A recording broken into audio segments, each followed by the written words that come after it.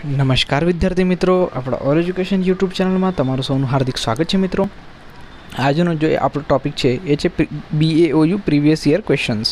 Okay, જેમ કે આપણે પ્રીવિયસ વિડીયોઝની અંદર જે જાન્યુઆરી 2022ની અંદર એક્ઝામ થયેલી છે એના ઘણા બધા ક્વેશ્ચન પેપર જોયા, બરાબર. ઘણા બધા વિડીયોઝ મેં બનાવેલા છે. એની સાથે જ એ સિરીઝને આપણે કન્ટિન્યુ કરતા આજના પણ આપણે આ એક વિડીયો જે ગુજરાતીનો ક્વેશ્ચન પેપર છે એમના માટેનો છે. તમને સ્ક્રીન ઉપર દેખાઈ રહ્યું છે કે જાન્યુઆરી 2022 ગુજ MS, બરાબર, ગુજરાતી મેઇન ઓર સેકન્ડરી 203 કોડ છે, સબ્જેક્ટ કોડ SYBAનું પેપર છે. હેડિંગ શું છે? મધ્યકાલીન ગુજરાતી સાહિત્યનો ઇતિહાસ. ઓકે, તો આજનો જે વિડીયો છે આપણું છે ગુજરાતી જો મેઇન અથવા તો ગૌણ સબ્જેક્ટ એનો 203 કોડ એના ઉપરનો છે. તો ચાલો હું ડાયરેક્ટ મારી પાસે જે ક્વેશ્ચન પેપર છે પ્રીવિયસ યરનો એ તમને બતાવવાનો પ્રયત્ન કરું છું. ઓકે, તો ડાયરેક્ટ આપણે એના ઉપર જ જઈએ, તમને વધારે આઈડિયા આવશે. જુઓ મિત્રો, મારા ખ્યાલથી તમને દેખાતું હશે. એકચ્યુઅલી આ મારી પાસે જે ક્વેશ્ચન પેપરનો જે ફોટો છે એ થોડોક બ્લર છે. જો તમને દેખાતું ના હોય તો હું જે બોલું છું ને મિત્રો એ બરાબરથી સાંભળજો. દરેક ક્વેશ્ચન વાંચીને તમને સમજાવી દઈશ. ઓકે, મારા ખ્યાલથી લગભગ તમે જો સ્ક્રીન તમારી જે છે એ તમે HD મોડમાં નાખશો, ફૂલ HDમાં, તો તમને લગભગ એ દેખાઈ શકે. ઓકે, કારણ કે મારી પાસે જે ફોટો છે ક્વેશ્ચન પેપરનો એ જ ઓલરેડી બ્લર છે. મને તો એમ દેખાઈ રહ્યો છે. તમે પણ તમારી રીતે પિક્ચર ક્વોલિટી થોડી હાઈ કરો તો તમને પણ દેખાશે. તો શરૂ કરીએ મિત્રો.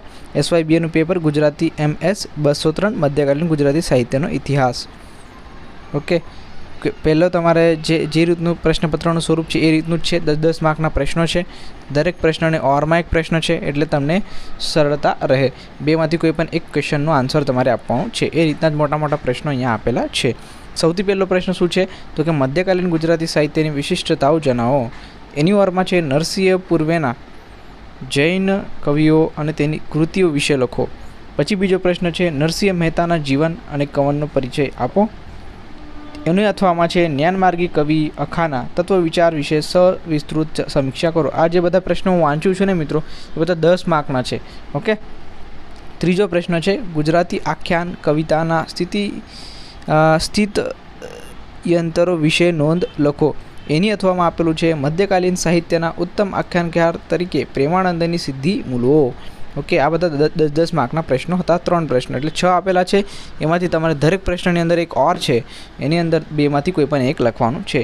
પછી પ્રશ્ન નંબર 4 આવે છે ટૂંક નોંધ લખો. કોઈ પણ 5 ટૂંક નોંધ આપેલી છે, એમાંથી કોઈ પણ 2 તમારે સિલેક્ટ કરવાની જાતે અને એ 5માંથી કોઈ પણ 2 તમારે લખવાની છે.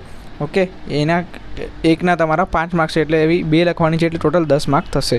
ઓકે, પછી આવે છે જોડકા જોડો. ઓકે, જે જોડકા જોડો આપેલા છે મિત્રો એ તમારે કર્તા સાથે કૃતિ એ રીતનું જોડવાનું છે. એ પણ દરેકના 1 માર્ક છે એટલે 10 માર્કના 10 જોડકા જોડો છે. ઓકે, તો આ રીતનું એક પેપર પેટર્ન છે. ઓકે, આ રીતના પ્રશ્નો પૂછાય છે. મારા ખ્યાલથી તમને દેખાતું હશે, બરાબર. જો ના દેખાતું હોય તો મેં ઓલરેડી બધું બોલેલું જ છું, તો એ થોડુંક નોટ કરી લેજો. ઓકે, તો આ રીતનું આખું પેપર પેટર્ન હોય છે. આપણે આજે જોયું એ હતું ગુજ MS 203 કોડ. હવે 204 205ના પણ પેપર મારી વાત જોડે છે, તો એ પણ આપણે અત્યારે લેટેસ્ટમાં જોઈ લઈશું. ઓકે, મારા ખ્યાલથી આ વિડીયોને અહીંયા આપણે સ્ટોપ કરવો જોઈએ. આવો જ આપણે નેક્સ્ટ વિડીયોમાં એક નવો પેપરની સાથે ડિસ્કસ કરીશું. ઓકે, તો એના વિશે કોઈ ડાઉટ હોય તો જરૂરથી કમેન્ટ કરી દેજો અને તમારા મિત્રો સુધી જરૂરથી આ વિડીયોને પહોંચાડી દેજો. ચાલો મિત્રો, આજનો વિડીયો અહીંયા આપણે સ્ટોપ કરીએ. હવે આપણે મળીશું નેક્સ્ટ વિડીયોમાં એક નવા ટોપિક સાથે.